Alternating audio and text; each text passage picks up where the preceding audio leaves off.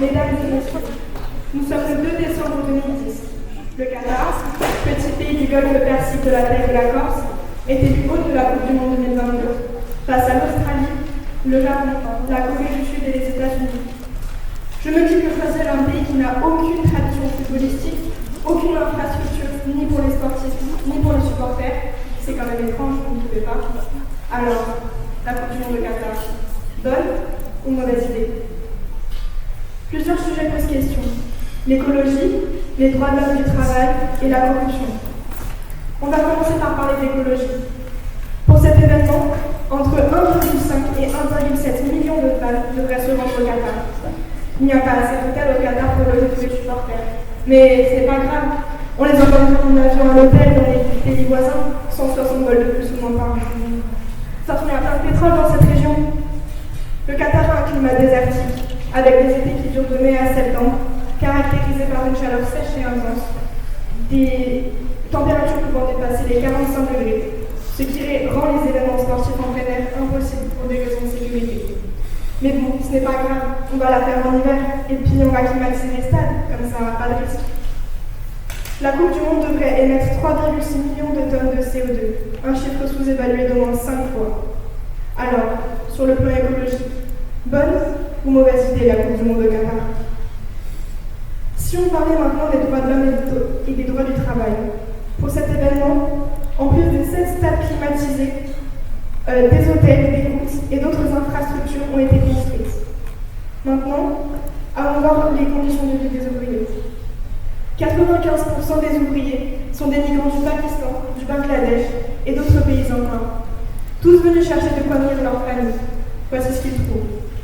Un système de parrainage appelé le kafala, qui lie les ouvriers à leurs employeurs et qui les prive de leur liberté.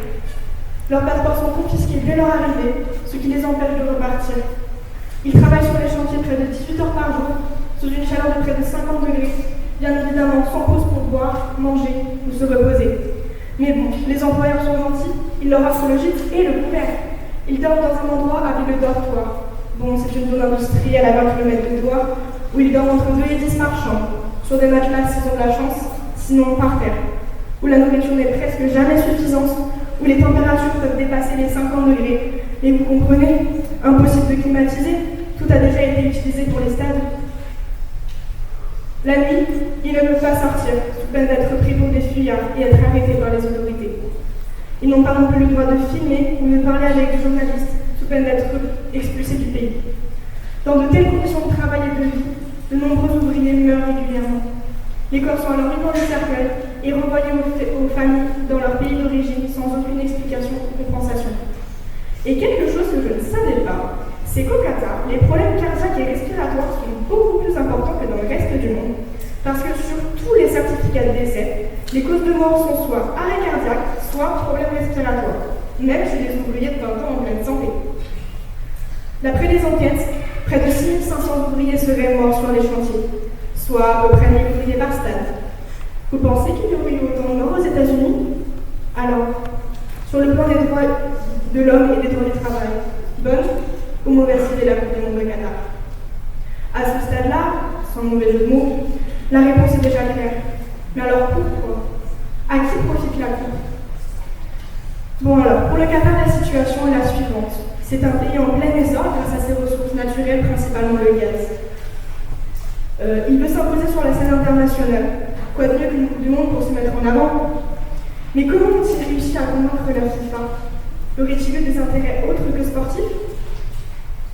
Ce qui est sûr, c'est que suite aux élections, la France, la Suisse et les États-Unis ouvrent des enquêtes judiciaires au sujet de scrutins douteux, de suspicions de corruption et de pots de vin. Le Qatar est soupçonné d'avoir acheté le vote du comité exécutif de la FIFA.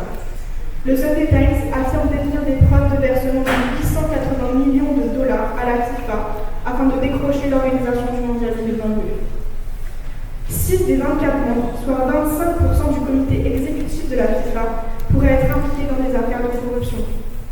Un dîner à l'Élysée s'organise juste avant le vote de la FIFA, qui a regroupé Nicolas Sarkozy, Michel Platini et l'émir du Qatar. Dîner qui semble avoir été plus diplomatique que gastronomique, avec à la clé des intérêts commerciaux troublants, comme la vente d'avions militaires français au Qatar ou la vente du PSG, ainsi que autres coïncidences troublantes. Bon alors, corruption au Qatar, il y en a eu ou il n'y en a pas eu? Aucune preuve ne permet à ce jour d'affirmer qu'il y a eu corruption, mais vous serez d'accord avec moi que les coïncidences sont troublantes et pour le moment nombreuses. Cet événement est encore une preuve que le monde est gouverné par l'argent et que les riches font la loi. En plus des conséquences écologiques désastreuses, cette coupe du monde est une catastrophe humaine et morale. Je trouve qu'elle porte très bien son nom de la coupe